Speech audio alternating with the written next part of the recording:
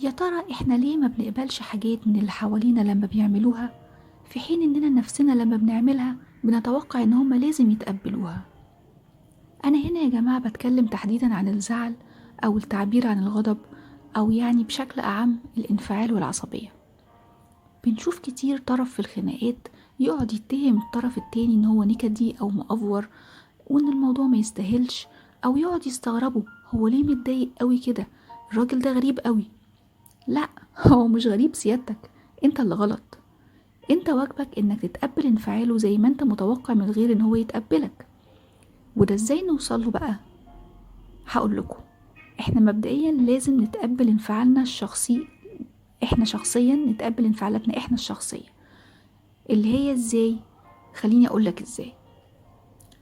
احنا كبني ادمين طبيعي جدا اننا نزعل ونتضايق، فلازم في الاول نقبل نفسنا وما نحسهاش غريبة. محدش مبسوط على طول ومحدش بيهزر طول الوقت.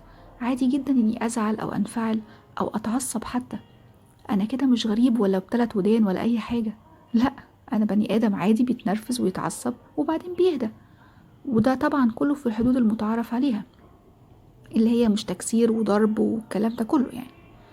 وبالتالي اول ما انت تتقبلها على نفسك هتفاجئ ان انت قادر تتقبلها من اللي حواليك، وتشوف اللي حواليك ده طبيعي جدا انه تعصب او يتضايق. ممكن يكون وجهة نظره ما تستاهلش، لكن بالنسبة له تستاهل. اللي بيزعلك ممكن ما يزعلش غيرك، واللي بيزعل غيرك ممكن ما يزعلكش. عادي جدا، لازم تتقبل ده. وبالتالي اقبل عصبية وانفعال اللي قدامك، واحترم مشاعره في الموقف، لأننا كلنا بشر. والانفعالات المختلفة يا جماعة، الحلوة والوحشة، شيء طبيعي جدا جدا كلنا بنواجهها.